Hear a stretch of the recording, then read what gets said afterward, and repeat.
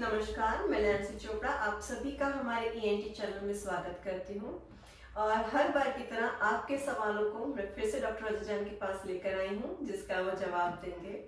नमस्कार सर। नमस्कार सर, हमने याद है पिछले साल एक बारी कॉस्ट ऑफ ईयर सर्जरी के बारे में हमने काफी बात करी थी और हमारे दर्शकों ने काफी ज्यादा उसको सराहा है।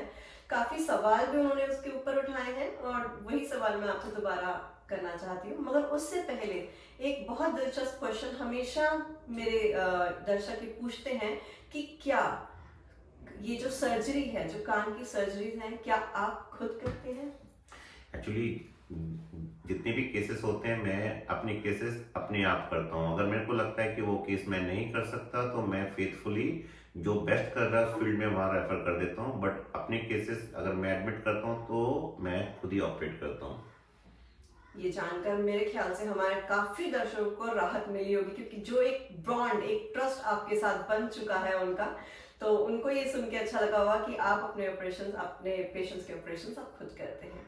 अच्छा सर, एक चीज और मैं पूछना चाहूंगी कि ये ऑपरेशन होने के बाद, मान लीजिए सब कुछ हो गया, ऑपरेशन करा लिया, उस सर्जरी के बाद कितने दिनों तक हॉस्पिटल में रुकना पड़ सकता है?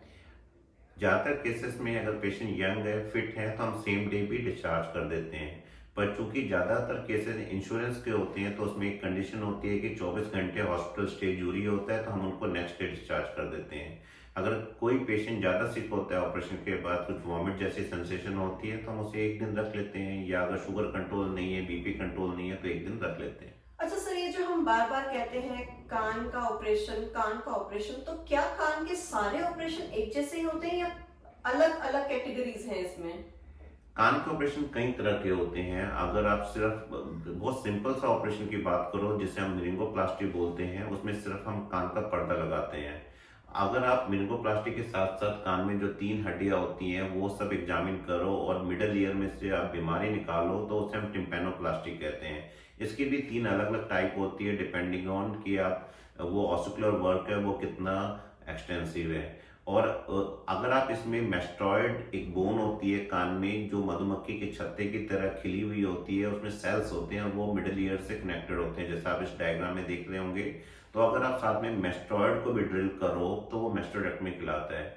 अगर स्पेशली किसी का कान बार बार बहता है और वो जल्दी दवाइयों से ठीक नहीं होता तो उसको मेस्टॉइड डाइटिस होने के रिस्क ज़्यादा है, तो उसमें हमेशा मेस्टॉइड खोल के देखते हैं। कान के ऑपरेशन 3 तरीके से बोल लो। एक तो मिरिंगोप्लास्टी सिर्फ पर्दा लगाते हैं, टिम्पैनोप्लास्टी मिडिल ईयर डिसीज भी क्लियर करते हैं, और तीसरा विद मेस्टोडेक्टमी जो कंबाइन करते हैं हम टिम्पैनोप्लास्टी के साथ। तो जैसे कि 3 अलग अलग ऑपरेशन है, तो जाहिर है इनका खर्चा भी अलग अलग ही होगा। हाँ, ऑब्वियसली टाइम भी अलग अलग लगता है और उनका खर्चा भी अलग अलग होता है। क्योंकि कई ऐसे हमारे दर्शक हैं जो सवाल तो यही करते हैं कि हमें बचपन से या फिर बाद में कभी जुकाम शुरू हुआ, फिर उसके बाद कान बहना हो गया, और जब भी हम चेक करवाते हैं तो बोलते हैं कि कान के पर्दे में छेद है। तो क्या ये तीनों कैटेगरीज जो आपने अभी डिफाइन करी हैं, ये तीनों के सिम्टम्स वही सेम होते हैं? नहीं, हाँ, मतलब सिम्टम्स तो वही होते हैं, जैसे कि कम सुनाई देना, कान बहना। बट अगर कान बहने के साथ साथ बदबू आ रही है तो हम सस्पेक्ट करते हैं अनसेफ, मतलब खतरनाक बीमारी जिसे बोलते हैं कोस्टेटोमा। तो उस केस में हम मेस्टोडेक्टमी हम करते हैं। और मेस्टोडेक्टमी में भी कई टाइप्स होती हैं। सिर्फ कॉर्टिकल मेस्टोडेक्टमी सबसे सिंपल मेस्टोडेक्टमी है। एक कैनाल वाल डाउन मेस्टोडेक्टमी जिसमें हम बहुत बड़ी कैविटी बनाती है, जिसका वीडियो मैंने पहले पोस्ट किया हुआ है, कैनाल वाल डाउन मेस्टोडेक्टमी, जिसमें बार बार पेशेंट को डॉक्टर के पास फॉलोअप में आना भी पड़ता है बहुत सालों तक।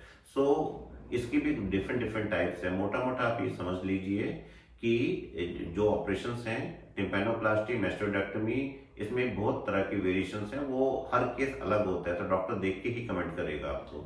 बिल्कुल, और इसीलिए मैं हमेशा कहती हूँ कि ये मत जाइए कि हमने पिछली वीडियो में बोल दिया था कि 35 से 40 हजार का खर्चा होगा तो वही स्टिक रहेगा। नहीं, ये ऐसा तो नहीं है, क्योंकि हर बीमारी अलग है, उसका हर ऑपरेशन अलग है और उसके हिसाब से खर्चा भी अलग हो जाता है। तो उसके लिए पहले डॉक्टर से जरूर सलाह लें और उसके बाद ही अपना मन बनाएं।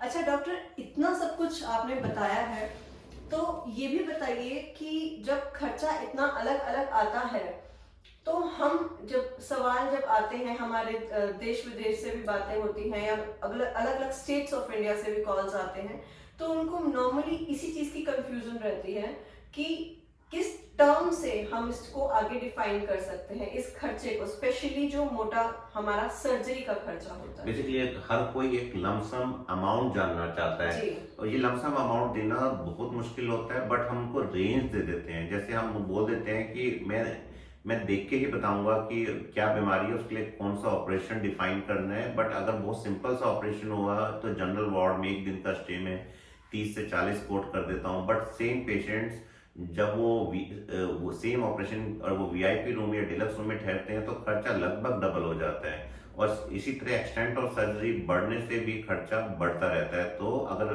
बहुत ज्यादा, फिर लोग पूछते हैं ज्यादा से ज्यादा खर्चा कितना आएगा, तो मेरे को याद है कि कान के ऑपरेशन का एक पेशेंट का हॉस्पिटल बिलिंग 1 लाख अराउंड 25,000 के करीब आया था।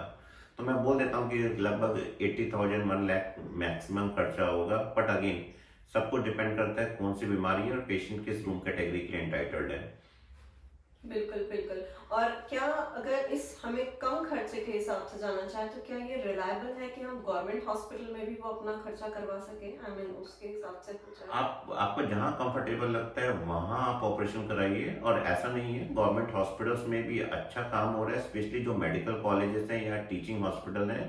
और आप वहाँ ये देख लीजिए कि ऑपरेशन कौन कर रहा है, कोई एक्सपीरियंस डॉक्टर कर रहा है या इवन कोई जूनियर भी करे बट अंडर सुपरविजन, तो कोई प्रॉब्लम नहीं है, आप वहाँ पे ऑपरेशन करा सकते हैं। तो इसी बात पे ये बताइए कि आप कहाँ कहाँ ऑपरेशन करते हैं? मेरे पास 2 अटैच्ड हॉस्पिटल्स हैं और मैं नियर बाय जितने भी कॉर्पोरेट हॉस्पिटल हैं मैं वहाँ सब पे ऑपरेट कर रहा हूँ। बट मेरा सेंटर क्लिनिक ही है जहाँ से मैं हैंडल करता हूँ। तो क्या आपकी क्लिनिक में ये सुविधा है कि आपकी क्लिनिक में नहीं नहीं ऑपरेशन नहीं हो नहीं, सके? क्लिनिक एक छोटा सा प्लेस है जहाँ मैं एग्जामिन करता हूँ और फॉलो अप करता हूँ। बट ये हॉस्पिटल इसलिए जरूरी है क्योंकि कान का ऑपरेशन अमूमन बेहोश करके किया जाता है या लोकल एनेस्थीसिया में भी मॉनिटर्ड एनेस्थीसिया केयर में किया जाता है। कान के ऑपरेशन में भी वो सारी प्रॉब्लम हो सकती है जिसके लिए मैंने एक अलग वीडियो बनाया हुआ है, वो आप देख सकते हैं लिंक पे। तो वो सारी प्रॉब्लम सिर्फ ऑपरेशन में ही हैंडल हो सकती है। ईयर के ऊपर सीधा ब्रेन है, इसमें फेशियल नर्व इन्वॉल्व है, बहुत तरह के इश्यूज आते हैं एनेस्थीसिया में भी। तो ये ऑपरेशन बेटर है कि हॉस्पिटल में ही कराएं जहाँ पे ये सब कॉम्प्लिकेशन हैंडल करने की फैसिलिटीज हो। बिल्कुल।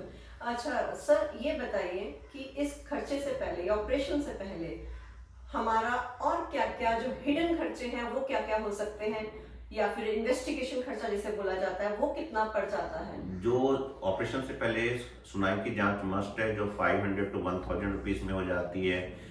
अगर आप सिंपल से एक्सरे भी कराएंगे तो 1000 में होना चाहिए। बट आजकल ज़्यादा हम सीटी स्कैन करा रहे हैं जो लगभग 4-5,000 में कान का सीटी स्कैन हो जाता है। फिर आपके ब्लड इन्वेस्टिगेशंस होते हैं जो एनेस्थीसिया के लिए चाहिए, वो भी 3000, 4000, 5000 में हो जाते हैं। और एक फिर एनेस्थीसिया चेकअप। तो इसके अलावा फिर जो बाकी जो खर्चा है आपका हॉस्पिटल में ही होगा, जो एक लमसम मैंने आपको आइडिया दिया है। और ऑपरेशन के बाद फॉलोअप में सिर्फ कंसल्टेशन विजिट्स होती हैं और उसके अलावा कोई और एडिशनल एक्सपेंसेस नहीं होता है। चलिए, तो ये तो आपने बता दिया जो भी लोगों की क्वेरीज थी, क्या हिडन इन्वेस्टिगेशन चार्जेस हैं क्या नहीं है, वो सब आज तो आपने क्लियर कर दिया है। और अगर इसके बावजूद भी अगर आपको लगता है कि आपको और भी कुछ सवाल की जानकारी चाहिए तो प्लीज कमेंट बॉक्स में हमें जरूर लिखिएगा और हम जल्द उसके आंसर्स लेके आपके पास वापस आएंगे। मैं छोड़ती नहीं हूँ सर को, तो एक नए वीडियो के साथ बहुत जल्द फिर मिलेंगे। इसके साथ मैं Nancy Chopra signing off. Thank you doctor. Thank you.